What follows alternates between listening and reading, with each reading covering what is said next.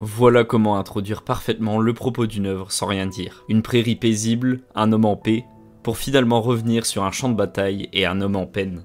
Ah, je suis un poète. Un individu lassé de tous ses combats, dont le message est clair. Ici, on va traiter de l'horreur de la guerre. Bon, Vinland Saga est un manga dessiné par Makoto Yukimura. Blablabla, si t'as cliqué sur cette vidéo, c'est que tu connais déjà l'œuvre. Enfin, je ne suis pas vraiment sûr. Pour me reciter, beaucoup de personnes se sont fait avoir par le fameux effet Vinland Saga, pensant connaître de quoi l'œuvre allait traiter et se sont retrouvés très déçus par la saison 2. Pourtant, sa saison 1 a été magnifiquement menée par le studio 8. Mais pourtant, elle a été accueillie comme une énième série de vikings qui parle de vengeance, de sang, de trahison et de jeu de pouvoir. Bon, c'est un petit peu le cas si on suit des personnages comme Knut ou Askeladd. Sauf que là, le personnage principal, c'est Thorfinn, fils de la plus grande anomalie de ce monde, Thors le troll. Et aux yeux des autres, c'est vraiment un troll. Le mec est littéralement sans égal au combat, mais du jour au lendemain, il devient une sorte de hippie, qui semble avoir une vision très particulière de ce que devrait être un guerrier. Mais malheureusement, notre protagoniste a longtemps ignoré ses enseignements. Bien que ce soit un peu ironique, Thorfinn a été sauvé par le meurtrier de son père, Askeladd, un bandit sans foi ni loi qui vend ses services aux plus offrants,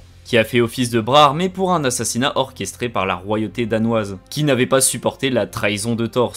Askeladd est un personnage hyper intéressant, surtout lorsqu'on apprend ses véritables origines à la fin de la saison 1, celle d'un descendant d'une noble lignée royale, qui finit par travailler pour ses propres oppresseurs. Askeladd et Thorfinn sont les mêmes, deux individus noyés dans la haine envers ceux qui leur ont tout pris. Mais le plus âgé des deux s'en est rendu compte dans ces derniers instants. La haine et la violence ne sont pas une fin en soi. À la manière d'Askeladd envers Thorfinn, c'est un message que l'auteur a souhaité nous transmettre. Car cette notion de une vie de violence n'est pas une fin est illustrée autour de tous les personnages qui composent cette œuvre. Il faut rappeler que c'est une histoire où on nous vend des grands et fiers vikings qui se battent vaillamment sur le champ de bataille, prêts à mourir dans la gloire afin de rejoindre le Valhalla.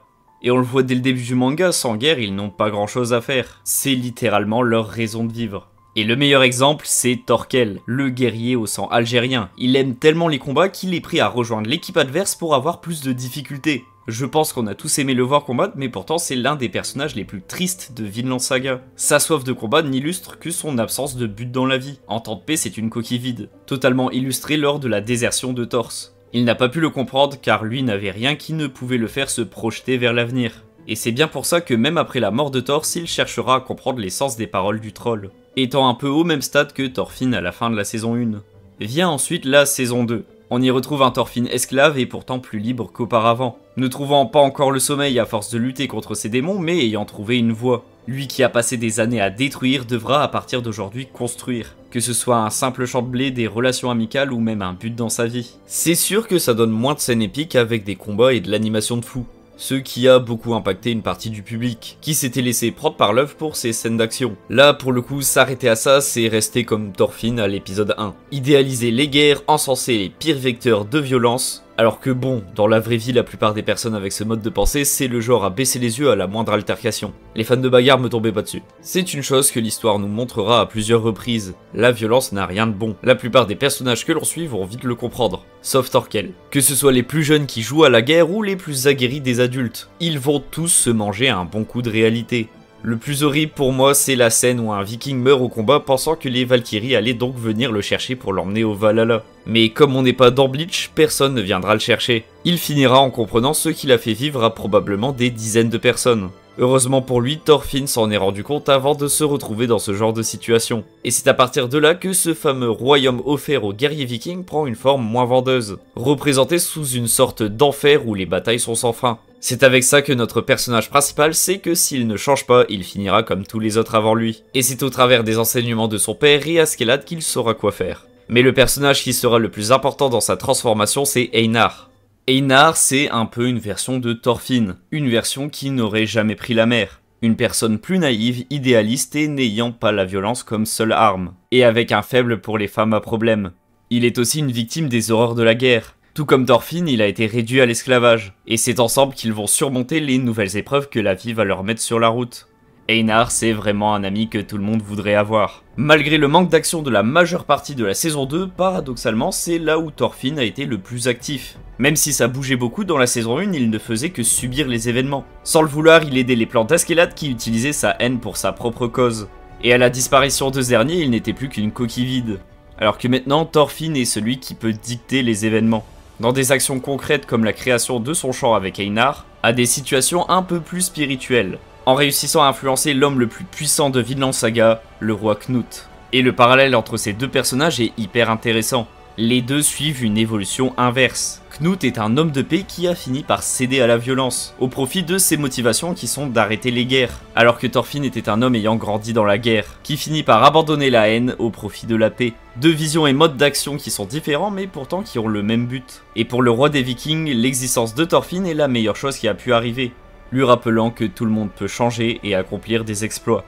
Et ces exploits ne sont pas ceux qu'il accomplira par l'épée. Donc là on a couvert un peu les 2 saisons de Vinland Saga. J'aimerais un peu m'étaler sur la partie manga. Donc tu t'en doutes, ça va être une zone spoiler. Les animés only, c'est ici qu'on se sépare. Donc n'hésite pas à t'abonner, partager et donner ton avis en commentaire. Surtout que l'arc qui suit est probablement mon préféré. Ayant passé toute la saison 2 à lutter contre ces démons, notre apprenti guerrier va devoir faire face à la conséquence de ses actes passés. Car c'est bien beau de vouloir aller de l'avant, mais le passé n'oublie pas. Et le meilleur exemple, c'est au travers du personnage de Hild, une jeune femme qui a été victime des horreurs passées de Thorfinn, prête à se venger de ce dernier.